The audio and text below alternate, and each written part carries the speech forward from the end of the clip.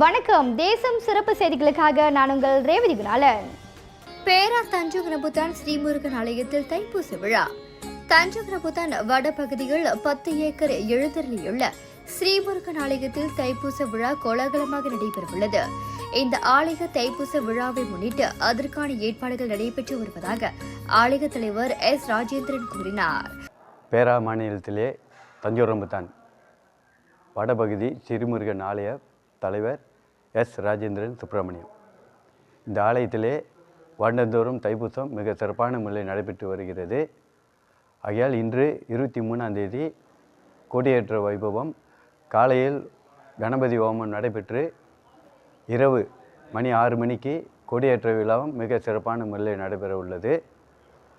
அதனைத் தொடர்ந்து உபயங்கள் 10 நாளுக்கு உபயங்கள் நடைபெறும். அதன் பிறகு 31ஆம் தேதி ஆலயத்திலே ரதம் புறப்படு. இந்த ஆலயத்திலே முதல் நாளே ரதம் புறப்படும். ஏனென்றால் மற்ற ஆலயத்துக்கும் மற்றவர்கள் இரவு காவடி பார்ப்பதற்கெல்லாம் சென்று விடுவார்கள். ஆகையால் முதல் நாளே இங்கே ரதம் புறப்பட்டு 31ஆம் தேதி நடைபெறும். அதோடு பால் அபிஷேகம் காலை 23ஆம் தேதி காலை 10 மணி முதல் 12 மணி வரைக்கும் நடைபெறும்.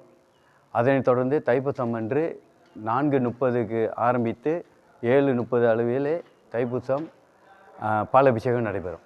சுமார் 100 ஆண்டு பழமை வாய்ந்த இந்த ஆலயம் தைப்பூச விழாவை முன்னிட்டு 23 ஜனவரி 2026 ஆலயத்தில் மகா கணபதி ஹோமம் நடைபெற்றதோடு கொடியேற்றம் வைபவம் நடைபெற்றது.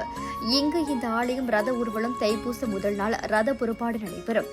தைப்பூச விழாவன்று ரத புறப்பாடு நடைபெறாது எனவும் அவர் தெரிவித்தார். இந்த சுற்றுவட்டாரத்திலான மக்கள்கள் இந்த ஆலயத்தில் கலந்து சிறப்பிக்குமாறு அன்புடன் கேட்டுக்கொள்கிறோம். அதோடு இந்த ஆலயத்துக்கு மாநில அரசாங்கமும் சரி, இந்த மடானி அரசாங்கமும் சரி, மிக சிறப்பான முறையில் எல்லா பிரமுகர்களும் உதவி கொடுத்து இந்த ஆலயத்தை மிக சிறப்பான முறையில் ஆலயத்துக்கு உதவி செய்து வருகிறார்கள். அவர்களுக்கு இந்த வேலையிலே நான் மிக மிக நன்றியை தெரிவித்துக் கொள்கிறேன். நன்றி, வணக்கம். சுமார் 60 ஆண்டு கால பழமை வாய்ந்த இந்த ஆலயம் தஞ்சோங்கரபுத்தான் வட்டாரத்தில் பிரசித்தி பெற்ற ஆலயமாக விளங்குகிறது. தைப்பூச விழாவன்று சுமார் 10,000 பக்தர்கள் திரள்வார்கள் என்று எதிர்பார்ப்பதாக ராஜேந்திரன் குறிப்பிட்டார். தைப்பூச மறுநாள் இரவு மணி 7:30 மணிக்கு முனீஸ்வரன் மற்றும் பைரவமூர்த்திக்கு வடைமாலை சாற்றி விளையாட்டு உற்சவம் நடைபெறும் என்பதையும் அவர் தெரிவித்தார். இத்துடன் இன்றைய செய்திகள் நிறைவடைகின்றன. மேலும் பல ஆன்மீக செய்திகளை தெரிந்து கொள்ள தேசம் டிவி மலேசியா யூடியூப், டிக்டாக் மற்றும் இதர சமூக வலைதளங்களை பின்தொடருங்கள்.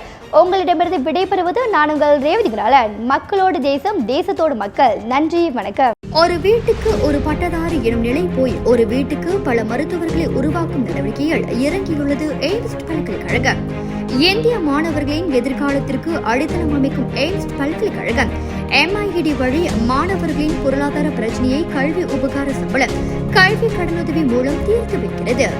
எய்ம்ஸ் பல்கலைக்கழகம் தரத்தில் உயர்ந்தது, போதனைகள் சிறந்தது, மாணவர்களுக்கு நிலையானது. இன்றைய நாடுகள் எய்ம்ஸ் பல்கலைக்கழகம்.